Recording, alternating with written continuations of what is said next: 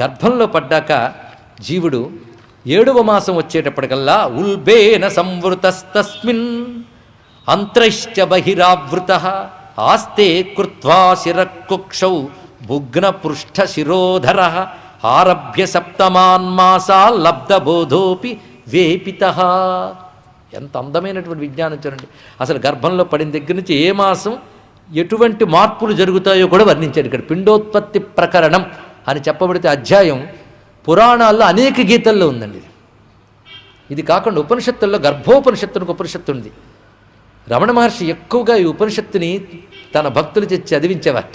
అంటే నీ అసలు స్వరూపం తెలుసుకొని అయినా అని చెప్పడానికి. మనందరం అందులో ఉంచుని వాళ్ళే. ఏమైనా గుర్తుందా? ఓ నిజమేనండి మీరు చెప్పినట్టు. మీరు చిన్నప్పుడు స్కూల్కి వెళ్ళినప్పుడు కింద పడితే ఎంత నొప్పి పెట్టిందో చెప్తే మీకు గుర్తుకొస్తుంది. ఎందుకంటే ఇంకా స్మృతి ఉంది కనుక. గర్భంలో మీరు ఉన్నప్పుడు ఇలా ఉంటుంది అని చెప్తే గుర్తొస్తుందా? ఎవ్వడికైనా తన గర్భంలో ఉన్న స్థితి గుర్తుందా? ఒక్కసారి చెప్పండి, ఒక్కసారి చెప్పండి. గుర్తులేదు. కాబట్టి మీకు గుర్తు లేదు కనుక అసలు చెప్పినా మళ్ళీ గుర్తు రావట్లేదు కనుక మీరు గర్భంలోంచి రాలేదంటాం. అప్పుడు ఏమంటారు? మీరు మూర్ఖుడా అంటారు. అంటే గర్భంలోంచి వచ్చిన స్థితి గుర్తు లేకపోయినా గర్భంలోంచి వచ్చిన సత్యాన్ని ఎలా గుర్తుపెట్టుకున్నావో గత జన్మలు నీ గుర్తు లేకపోయినా అవి దాటొచ్చేవని అలాగే గుర్తుపెట్టుకోవాలి. ఇది తెలుసుకోవాలి. గుర్తుపెట్టుకునే మెదడు ఈ శరీరంతో పోయినప్పుడు గుర్తు ఎక్కడుంటుందండి? ఇది ఆలోచించాలి. ఇక్కడ ఎవడు చూడొచ్చారండి జన్మలు అంటే ఎవడు చూడొచ్చారండి గర్భంలో ఉన్నామని ఈ మాత్రం ఆలోచిస్తే అయిపోయింది. గుర్తుంచుకునే దేహం ఏది, వాసనలు తెచ్చుకునే దేహం ఏదో కూడా తేడా తెలియకపోవడంలో వచ్చిందండి ఇదంతా కూడా అక్కడ. సరే మొత్తం మనకి అందరూ దేనిలో ఉన్నారు? గర్భంలో ఉన్నారు. అప్పుడు సరిగ్గా 7వ మాసం వస్తుంది. గర్భంలో 7వ మాసం వచ్చేటప్పటికీ ఇంచుమించు అవయవ పూర్ణత ఏర్పడుతుంది. అందుకే 7వ మాసం కూడా దాటి 2 నెలలు అయిన తర్వాత కానీ పుట్టిన జన్మ చక్కటిది అంటూ ఉంటారు. లేకపోతే నెల తక్కువ అనే మాట మనకి అలాగూ కనబడుతున్నది ఇక్కడ. సరే 7వ మాసంలో ఎలా ఉంటుందో చెప్తున్నాడు. ఆస్తే కృత్వా శిరకుక్షౌ భుగ్నపృష్ఠ శిరోధర. ఆ తల్లి జరాయువు చేత చుట్టబడి ఆ స్థితిలో అతడు తల్లి పొట్టలో నడుము మెడ వంచి ఉంటుందండి. అంటే ధనురాకారంగా ఏర్పడతాడు. నడుము మెడ వంచబడుతుంది. అంటే మెడ తన లోపలికి మోకాళ్ళ మధ్యలోకి వెళుతున్నట్టుగా వెళ్ళిపోతుంది. ఈ స్థితి 7వ మాసంలో సహజంగా ఏర్పడుతుంది. ఈ ఆసనం మహాకష్టం. ఇంటికి వెళ్ళి ప్రాక్టీస్ చేయకండి. ఇది ఎంతో సాధన చేసి కానీ ఆసనం వేయగలిగితే ఆ స్థితికి చేరుకున్న మెదడుకి గత జన్మలు గుర్తొస్తాయి. యోగాసనాలు యోగశక్తులు ఇన్ని రకాలు ఉంటాయి. కానీ గర్భంలో ఉన్నప్పుడు సహజంగా ఆసనం పడుతుంది కనుక అప్పుడు వాడి గత జన్మలన్నీ ఒక్కసారి గుర్తుకొస్తాయి ప్రతివాడికి. ఇక్కడ కూర్చున్న ప్రతివాడికి.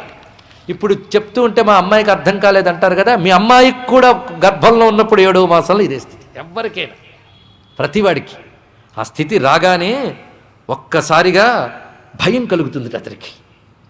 ఏంటి ఇన్ని పొందొచ్చాను, అవన్నీ కాలం ఎగరగొట్టేసింది. మేఘాన్ని గాలి ఎగరగొట్టినప్పుడు చెదిరిపోతుంది. కానీ మేఘం తనని ఎగరగొట్టిన గాలి గురించి ఎలా తెలుసుకోలేదో జన్మలు ఎగిరిపోతున్నాయి, కానీ ఎగరగొట్టిన కాలం గురించి తెలుసుకోలేదు. ఎప్పుడైతే అన్ని దేహాలు గుర్తొచ్చేప్పుడో అసలేమిటో ఆలోచనప్పుడు మొదలవుతుంది. అప్పుడు ఆ స్థితిలో ఉన్నప్పుడు ఆలోచిస్తట, ఈ జన్మను నేను సార్థకం చేసుకుంటాను. ఇప్పుడు ఎన్నో జన్మలు గడిచాయి కానీ నారాయణ పాదపద్మాలను ఆశ్రయించలేదు. ఆశ్రయించి భక్తి కలిగి ఉంటే నేను ఈ స్థితికి వచ్చేవాడిని కాను కదా. క్రమముక్తో జీవన్ముక్తో ఏదో లభించేది. నేను ఆశ్రయించలేదు. ఎందుకంటే సత్కర్మలు చేసి స్వర్గాలకు వెళ్ళి కరిగేకి వచ్చేసాను. దుష్కర్మలు చేసి పాపాలకు వెళ్ళాక అవి కరిగించుకుని ఆ మూట ఈ మూట పట్టుకుని ఇక్కడ దిగాను. కానీ భగవంతుని ఉపాసించి ప్రేమతో వైరాగ్యంతో వెళ్ళలేదే. జన్మలన్నీ వ్యర్థం చేసుకున్నాను. తస్యోపపన్నమవితుం జగదిచ్చయాత్త నానాతనోర్భువి చలచరణారవిందం. పోనీ ఆయన ఆశ్రయించడం కష్టమా అంటే జగత్తును అనుగ్రహించడానికి అనేక రకాల అవతారాలు లీలలు ధరించాడు స్వామి. ఆ లీలలు ధరించిన అందమైన ఆ రూపాలని ఒక్కసారి కూడా నేను ధ్యానించలేదే, ఆరాధించలేదే, స్మరించలేదే, ఆయన శరణు జొచ్చలేదే. అంటే స్వామి నువ్వే శరణు అనుకున్నావు. ఇప్పుడు ఇంకా ఆయన్నే పట్టుకున్నావు, ఇంక లేవు ఇక్కడ. అలా శరణాగతి వేడలేదే. ఎందుకంటే శరణాగతి క్రమముక్తికి హేతువే. ఆ శరణాగతి చేయలేదు నేను. ఎంతసేపు ఈ పంచభూత వికారమైన దేహం నేను అనుకున్నాను. అదేవిధంగా మనోబుద్ధి చిత్త అహంకారములతో కూడిన అంతఃకరణంలో త్రిగుణాల వికారాలు నావి అనుకుంటూ గడిపేశాను. అందుకే ఇప్పుడు ఈ స్థితి ఏర్పడింది.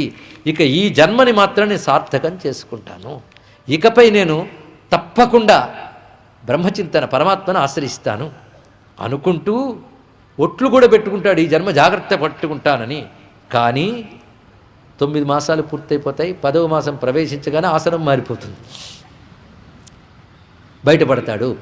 వాడు బయటపడాలనుకోకపోయినా లోపల ప్రసూతి వాయువులు తోస్తాయన్నాడు. ఎంత గొప్పగా చెప్పాడు చూడండి ఇక్కడ. అవి వినిష్క్రామేతి కృచ్ఛ్రేణ కృత్వ అవాక్షిర ఆతుర, తల క్రిందికి పెట్టుకుని వస్తాడు అక్కడ.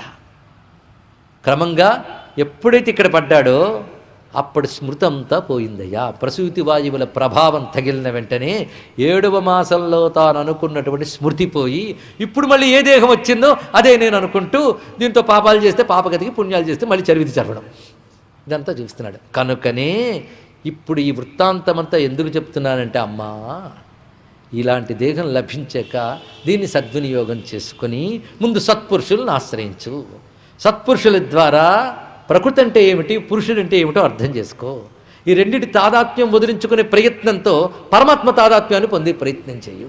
పరమాత్మ అంతుపట్టాడు అనుకోకు, నీకు అంతుపట్టడానికే భగవంతుడు అనేక దివ్యనామ రూపంలో ధరించాడు కనుక ఆ దివ్యనామ రూపంలో ధరించిన పరమాత్మ యొక్క లీలల్ని స్మరిస్తూ ఆయన్నే శరణాగతి వేడుతూ నీకు శరీర స్పృహ ఉన్నంతకాలం సత్కర్మని ఆయనకు ప్రీతిగా ఆచరిస్తూ దేనియందు లంపటం పెట్టుకోకుండా, దేనియందు లంపటం పెట్టుకోకపోతే ఎలా అండి, ఆయన యందు లంపటం పెట్టుకుని వెంటనే చెప్పాడు ఇక్కడ.